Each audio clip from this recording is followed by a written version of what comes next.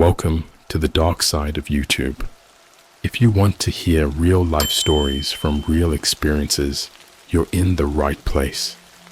Feel free to subscribe and don't forget to write a comment telling your opinion on the stories.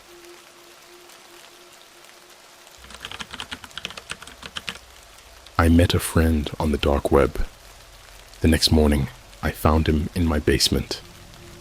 Alright, so I know this sounds absolutely insane, but hear me out.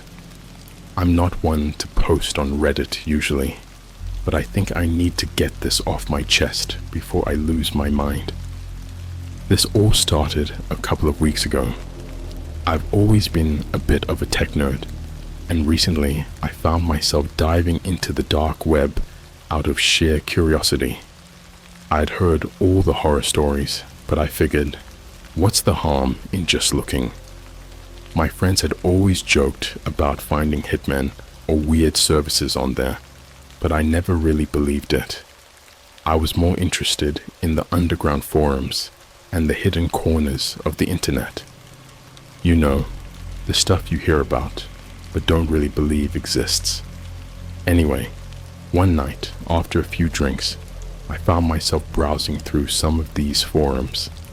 I stumbled upon a chat room titled Friends for the Lonely. I know, right? It sounded harmless enough.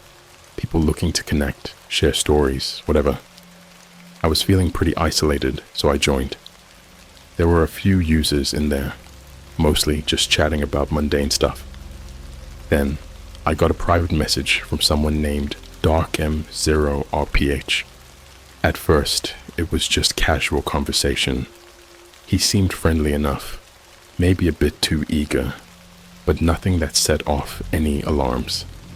He said he was from out of town, moved here recently, and was just looking to make some connections. We chatted for a few nights, nothing too deep, but it was nice to have someone to talk to. Then things started to get weird. He began asking me personal questions, not just the usual, what do you do for work? Or, what are your hobbies? No, he wanted to know my schedule, my daily routine, specifics about my house. I played it off as best as I could, but I started giving vague answers. I didn't think much of it at first, thinking he was just overly curious or socially awkward. But one night, after a particularly rough day at work, I got home to find a package on my doorstep. No return address, just my name written in a scroll that sent a chill down my spine. Inside was an old rusty key and a note that simply read, "For later." My heart was racing. I tried to rationalize it. Maybe it was some kind of prank, but deep down, I felt a creeping sense of dread. I messaged DarkM0RPH about it, thinking maybe he could help me figure it out. His response was almost immediate. "Don't worry, it's just a gift. You'll need it soon." I felt my blood run cold. How did he know about the package? I hadn't told anyone else. My paranoia started to grow, but I was too scared to confront him directly. I needed to know more. The next night, things escalated. I came home from work to find my front door slightly ajar. My heart pounded as I slowly pushed it open. Nothing seemed out of place at first glance, but I had a gnawing feeling that something was wrong. I went through the house, checking every room, but found nothing unusual. That was until I got to the basement. The door was closed, which was odd because I never used the basement. I always kept it locked. With shaking hands, I pulled out the rusty key from my pocket and slid it into the lock. It turned smoothly, like it had been used recently. As I opened the door, a putrid stench hit me. I gagged, covering my nose and mouth with my shirt. The light switch didn't work, so I had to use my phone's flashlight. The beam cut through the darkness, revealing a scene straight out of a nightmare. In the corner of the basement, huddled in the shadows, was a figure. My flashlight flickered as I tried to get a better look. It was a man, dirty and disheveled, staring at me with wide, unblinking eyes. His clothes were torn, and he looked like he hadn't eaten in days. The worst part? His face. It was bruised and bloody, as if he'd been beaten repeatedly. I stumbled back, my mind racing to process what I was seeing. Who are you?" I stammered, my voice barely above a whisper. He didn't respond. He just kept staring at me, his eyes hollow and lifeless. I wanted to run, to get out of there and never look back, but my legs felt like they were made of lead. Then he spoke, his voice raspy and weak. "Darkham 0 RPH sent me. He said you would help." My mind was spinning. This couldn't be happening. I had only talked to this guy online. How did he end up in my basement? I wanted to scream, to call the police, but something inside me snapped. I needed answers. Why are you here? What does he want?" I demanded, my voice shaking. The man's gaze didn't waver. "He said you needed a friend, someone to keep you company. He said you were lonely." That's when I noticed the symbols carved into his arms, intricate patterns that seemed almost ritualistic. My stomach churned as I realized this wasn't just some random act. This was planned, orchestrated, and I was the target. I backed away, my mind racing. I had to get out of there. I needed help.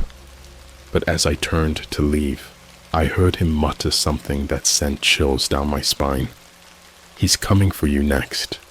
I bolted out of the basement, slamming the door behind me.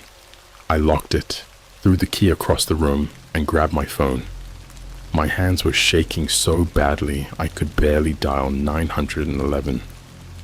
I explained everything to the operator as best as I could, trying to keep my voice steady. They assured me help was on the way, but every second felt like an eternity. When the police arrived, I felt a brief moment of relief, but that relief quickly turned to horror when they searched the basement and found nothing. No man, no symbols, nothing. It was like he had vanished into thin air. They questioned me, probably thinking I was crazy or hallucinating. I couldn't blame them. I barely believed it myself. But the bruises on my arms from where he had grabbed me were real. The rusty key was real. And the fear that had taken root in my mind was very, very real. As the police left, one of the officers gave me a sympathetic look. "If you remember anything else, don't hesitate to call us," he said. I nodded, knowing full well that I wouldn't sleep that night. I tried to get back to my normal routine, but the paranoia was always there, lurking in the back of my mind. I blocked Dark M0 RPH, deleted my accounts, and vowed to never go near the dark web again. But deep down, I knew it wasn't over. Every creak of the house, every shadow in the corner of my eye, made my heart race. I started sleeping with a knife under my pillow, convinced that at any moment he'd come for me. Then last night, I found another package on my doorstep. Inside was a note that simply read, "See you soon." I haven't left my house since. I'm writing this now because I need to know if anyone else has experienced something like this. I need to know if I'm going crazy. And most of all, I need to know if there's any way to stop him. Please, if you've read this far, any advice or similar experiences would be greatly appreciated. I don't know how much longer I can keep this up. I barely slept after posting my story. My paranoia had reached an all-time high, and every noise in my house felt like a prelude to something sinister. The responses on Reddit were a mixed bag. Some people thought I was trolling, others offered sympathy, and a few shared eerily similar experiences. The latter made my blood run cold. What if this was bigger than just me? I decided to take a leave of absence from work. I told my boss it was for personal reasons, and thankfully, he didn't press for details. I spent the next few days trying to piece together what was happening. I scoured the internet, hoping to find anything that could help me understand who or what Dark Zero RPH was. One evening, after hours of fruitless searching, I received an anonymous email. The subject line read, "I can help." The body of the email contained only a link to a private chat room. My hands trembled as I hovered over the link. It could be a trap, but it could also be my only chance to get answers. I took a deep breath and clicked the link. The chat room was empty, save for one user named WatcherX. Before I could type anything, a message popped up.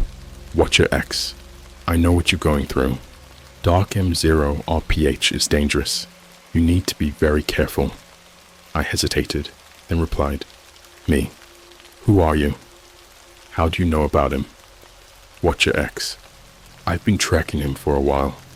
He's part of a group that preys on people they find on the dark web. You're not the first." A chill ran down my spine. A group? This was getting worse by the minute.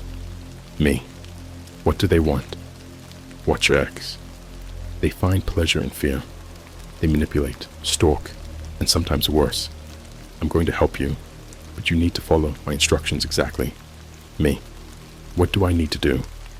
WatcherX, first, destroy the key. Burn it. It's a symbol, a connection to them. Second, you need to set up surveillance in your house. Cameras, microphones, anything to capture evidence. I didn't waste any time. I grabbed the rusty key, took it to the backyard, and set it on fire in my grill. Watching it melt into an unrecognizable lump gave me a small sense of satisfaction.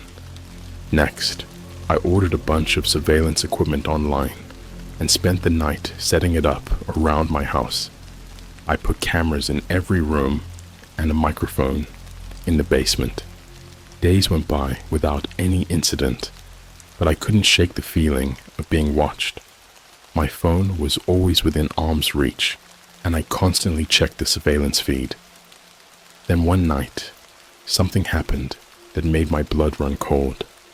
I was watching TV, trying to distract myself, when I got a notification from one of the cameras. Movement detected in the basement. My heart pounded as I switched the feed to my phone. At first, the screen showed nothing but darkness. Then slowly, a figure emerged from the shadows. It was the man from before, his eyes lifeless and his body covered in fresh wounds. I froze, unable to look away. He seemed to be staring directly into the camera, almost as if he knew I was watching. Then he did something that made my skin crawl. He started to smile. It wasn't a normal smile. It was twisted, malicious, like he was relishing my fear. I grabbed my phone and called the police, my voice shaking as I explained what I was seeing. They arrived within minutes, but once again, the basement was empty. No sign of the man, no evidence of anyone being there. The police were starting to lose patience with me, and I could see it in their eyes. They thought I was losing my mind, but I knew what I saw. And so did WatcherX. I messaged him immediately, describing what had happened. WatcherX, they're getting bolder. They want you to know they're close. We need to escalate things. Me. How? What do I do? WatcherX, meet me in person. Tomorrow night, 10 p.m. I'll send you the location. Bring everything you have on them. I was hesitant, but I knew I had no other choice. I needed help, and WatcherX seemed to be the only one who understood what I was dealing with. The next day, I gathered all my notes, screenshots, and the surveillance footage. I couldn't shake the feeling that I was being followed, but I brushed it off as paranoia.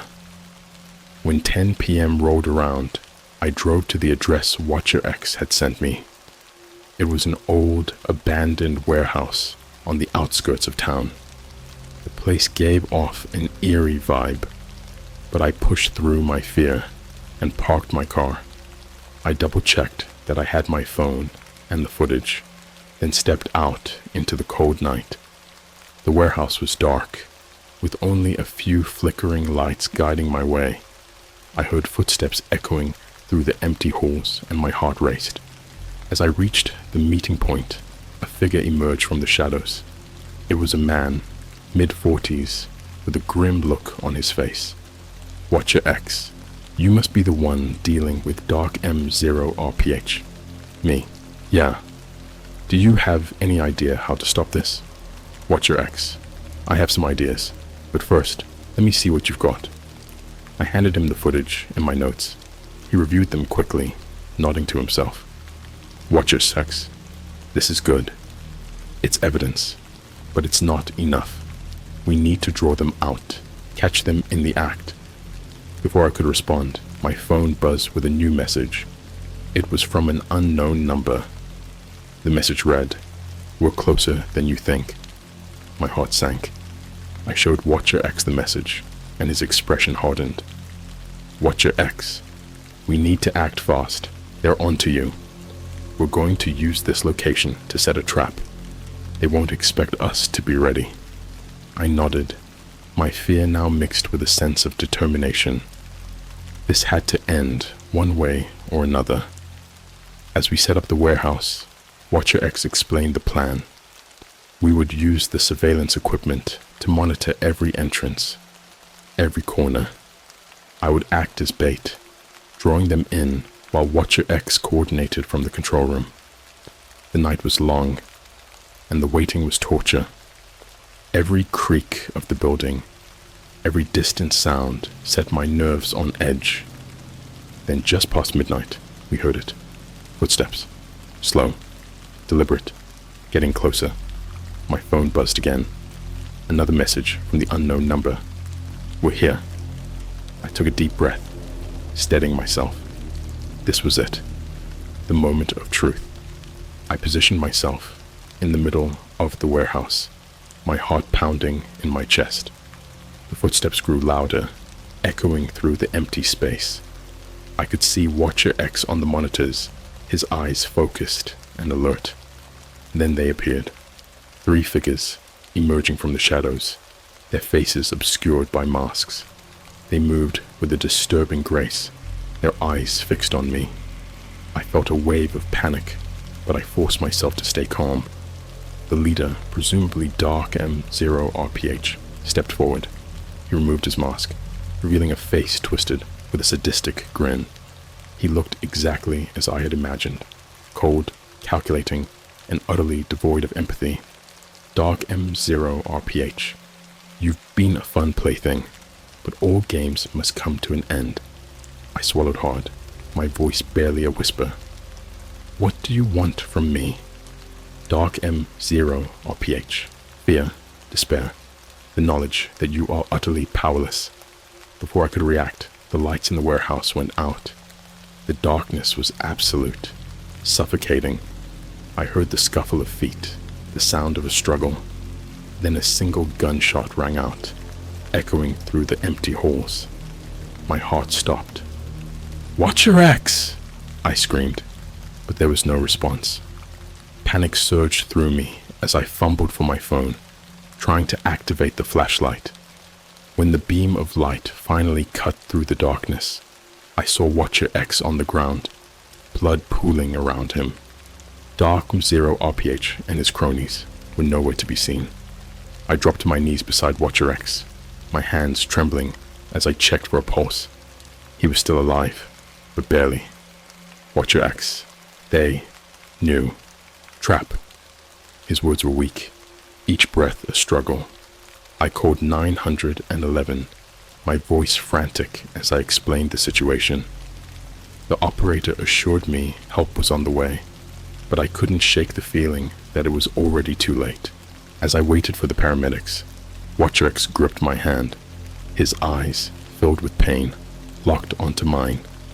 Watcher X, don't give up, fight. The paramedics arrived just in time, rushing him to the hospital. I followed, my mind a whirlwind of fear and guilt. Had I done the right thing? Had I just gotten an innocent man killed? Hours passed in the hospital waiting room, each minute an eternity. Finally, a doctor emerged, his expression grim. Doctor, he's in critical condition. We're doing everything we can. I nodded numbly, the weight of the situation pressing down on me. As I sat there, alone in the sterile fluorescent-lit room, I knew one thing for certain. This wasn't over. Darkham Zero RPH and his group were still out there, and they weren't done with me yet. I had to be ready. I had to fight. For Watcher X, for myself, for anyone else who might fall into their twisted web. This was just the beginning. I spent the next few days in a daze, barely sleeping, constantly on edge. The doctor said Watcher X had a slim chance of making it through the night, and that guilt gnawed at me. I felt responsible, like I had dragged him into this nightmare, but his last words echoed in my mind. Don't give up. Fight. I stayed with him in the hospital, keeping vigil by his bed. His face was pale, his breathing shallow. I felt so helpless, but I knew I had to keep going. I had to find a way to stop Darkham Zero RPH and his twisted friends. They weren't just toying with me. They were after something more sinister. Late one night, as I sat in the dimly lit hospital room, I received another email from an anonymous sender. The subject line read, "Help is on the way." The message contained coordinates and a simple instruction: go alone. Every rational part of me screamed that this was a trap, but I had no choice. This was the only lead I had. I left a note for Watcher X, promising I'd be back, and drove to the location. It was an abandoned factory on the outskirts of town, a place that looked like it had seen better days decades ago. The place was eerily silent, the kind of silence that presses down on you, making every sound seem amplified. I parked my car and took a deep breath before stepping out. The coordinates led me to a side entrance, the door hanging loosely on its hinges. Inside, the air was thick with dust and the faint smell of decay. As I moved through the dark corridors, my flashlight flickered, casting long, twisted shadows on the walls. Every creak of the floorboards, every rustle in the darkness, set my nerves on edge. I reached what seemed to be the main hall of the factory, and there, in the center, was a single chair with a figure bound to it. My heart raced as I approached. The figure was a young woman, her clothes torn, her face bruised and bloodied. She looked up at me with wide, terrified eyes. "Please," she whispered, her voice cracking. "Help me." I fumbled with the ropes, trying to free her. "Who did this to you?" I asked, though I already knew the answer. "Darkham Zero RPH, she said, her voice trembling. "He said he'd come back for me, that you'd be next." As soon as she said those words, I heard footsteps behind me. I spun around, my flashlight beam revealing 3 figures standing in the shadows. They wore the same masks as before, their eyes cold and unfeeling. "You just can't stay away, can you?" Dark Zero RPH's voice oozed with malicious glee. I stepped in front of the girl, trying to shield her. "What do you want from me?" Dark Zero RPH chuckled, a sound that sent chills down my spine. "You still don't get it, do you? This isn't about what we want from you. It's about what we can take. Your fear, your sanity, your life." Before I could react, one of the masked figures lunged at me. We grappled, my flashlight clattering to the ground, casting erratic beams of light around the room. I fought with everything I had, but they overpowered me, pinning me to the cold, grimy floor. Dark M0 RPH crouched down beside me, his mask inches from my face. This is the part where you realize there's no escape, that every move you make, we're 2 steps ahead. I struggled, trying to break free, but his grip tightened. Then to my horror, he pulled out a syringe, the needle glinting in the dim light. "Sweet dreams," he whispered, plunging it into my arm. Darkness engulfed me, a suffocating void that swallowed my screams. I awoke in a small, windowless room. My head throbbed, my body aching all over. The walls was covered in disturbing symbols, similar to the ones I had seen carved into the man's arms in my basement. Panic surged through me as I tried to remember how I got here. The door creaked open, and Dark Zero RPH walked in, his mask replaced with a sickeningly normal face. He looked like an average guy, which somehow made everything worse. "Welcome back," he said, his tone almost cheerful. "I hope you had a nice rest." I glared at him, my fear slowly morphing into anger. "What do you want from me?" I demanded again. He smiled, a cold, calculated smile. "It's not about want, it's about need. We need you to understand your place, to know that no matter how hard you fight, we control you." I spat at him, a small act of defiance. "You're insane." He wiped his face, unfazed. "Perhaps, but that doesn't change your situation." He gestured to the walls. "These symbols? They're part of an ancient ritual, a way to break the human spirit, to feed on your fear and despair. And you, my friend, are the perfect vessel." I felt a surge of nausea. "You're using me for some kind of sick ritual?" Dark Zero RPH nodded. "In a way, yes. But it's not just you. There are others, all over the world, people just like you, trapped, tormented, feeding the darkness." I couldn't believe what I was hearing. This was beyond anything I had imagined. "Why me?" I asked, my voice barely a whisper. "Because you were curious," he said simply. "Because you couldn't resist the pull of the unknown, and now you're paying the price." He turned to leave, but paused at the door. "Enjoy your stay. We'll be seeing each other very soon." As the door closed, I felt the weight of my situation crash down on me. I was trapped, alone, and at the mercy of a group of sadistic monsters. But even in my darkest moment, I refused to give up. Watcher X's words echoed in my mind. "Don't give up. Fight." I spent the next few hours searching the room, looking for anything I could use to escape. The walls were solid, the door locked tight, but I found a loose floorboard, and beneath it, a small, sharp piece of metal. It wasn't much, but it was something. When Dark M0 RPH returned, I was ready. As he stepped through the door, I lunged at him, slashing at his face with the metal shard. He cried out in pain, staggering back.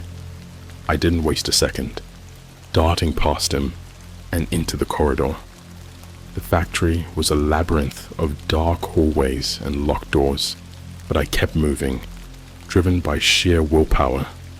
I could hear the shouts of his followers behind me, the pounding of their footsteps growing closer.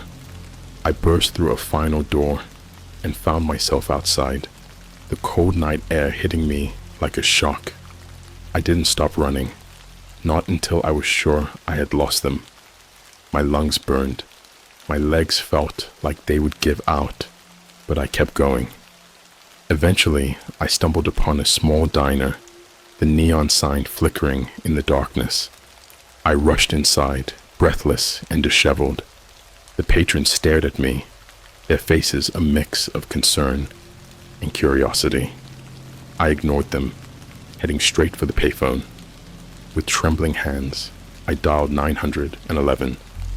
When the police arrived, I told them everything. about Dark M0RPH, the warehouse, the ritual. They listened, but I could see the skepticism in their eyes. Still, they took me back to the warehouse. But by the time we arrived, it was empty.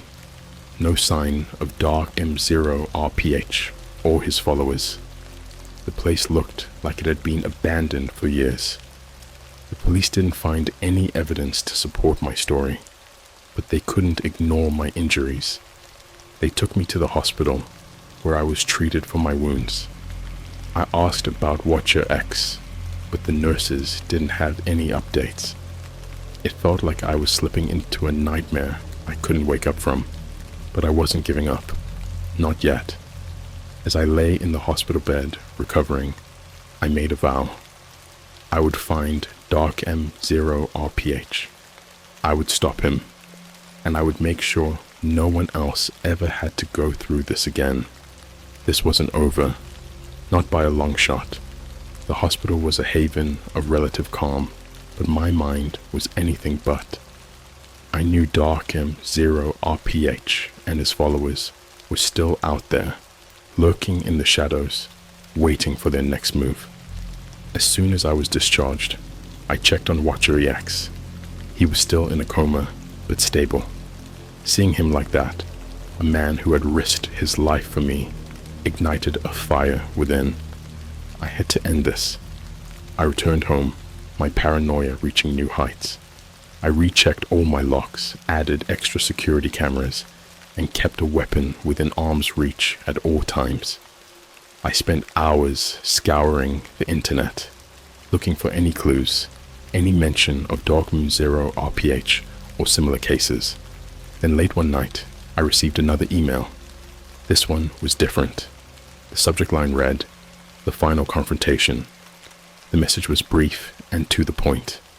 Meet me where it all began. Midnight.